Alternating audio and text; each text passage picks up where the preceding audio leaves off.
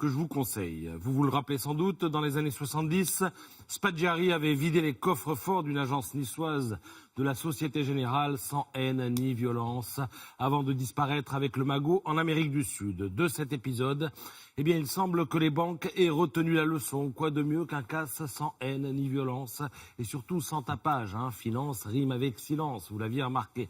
Le Monde parle d'un casse de 55 milliards d'euros en 15 ans, dont les victimes sont les États européens, donc in fine le contribuable, vous et moi. Et évidemment, le système est complexe à souhait, donc il faut s'accrocher pour comprendre.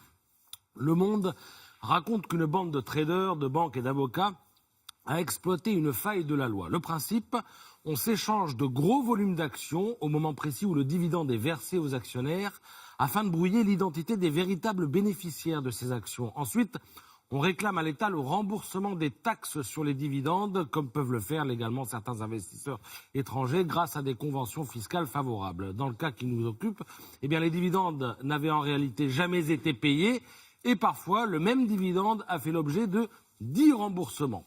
Pour parvenir à ce résultat, il faut être rapide évidemment et toute l'astuce consiste à mettre au point des montages où les actions changent de main si vite d'un intervenant à l'autre, et surtout d'un pays à l'autre, qu'il est difficile, voire impossible de savoir à un instant T qui détient quoi et combien. Parce que quand les actions changent de main, il y a forcément un impôt, mais là, ça va tellement vite que l'impôt n'est payé qu'une seule fois avant d'être récupéré par tous ceux par qui les actions sont passées. En fait, Laurent, c'est un petit peu comme si vous vous pointez au péage de l'autoroute, vous mettez votre ticket dans la machine, vous payez, et puis derrière vous s'engouffrent des dizaines de véhicules complices, vos amis, vos cousins, vos voisins, qui passent à toute allure avant que la barrière, évidemment, se referme. Évidemment, pour que ça fonctionne, il faut que tout le monde soit bien coordonné. Traders, courtiers, fonds, avocats, banques. Le Monde révèle qu'au moins 50 des plus grandes institutions financières de la planète sont impliquées à des degrés divers, et parmi elles, de vieilles connaissances, BNP Paribas, la Société Générale, le Crédit Agricole. Leur rôle consiste à servir de dépôt, en fait. C'est par elles que les millions d'actions transitent dans un temps record, et ce sont elles ensuite qui réclament à l'État les remboursements d'impôts pour le compte de leurs clients. Le Monde pose la question la plus drôle qui soit dans cette enquête. Les banques étaient-elles au courant de cette embrouille fiscale ? Vous n'allez pas le croire, Laurent, elles disent que non.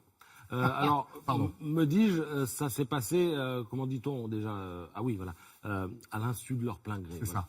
Alors, le plus étonnant dans cette affaire, c'est que le secret aura longtemps tenu parce que les premières perquisitions datent de 2014. C'est la justice allemande qui les a ordonnées. Oui. Parce que ce sont les Allemands qui ont levé le lièvre. Les journalistes du Zeit. Voilà, et 4 ans plus tard, l'enquête n'est toujours pas terminée. Et en France, le parquet de Paris n'a ouvert aucune enquête. Voilà, je vous souhaite une bonne journée. Et surtout, n'oubliez pas de payer vos impôts. Oui, surtout quand, comme les banques, on arrive à se faire rembourser.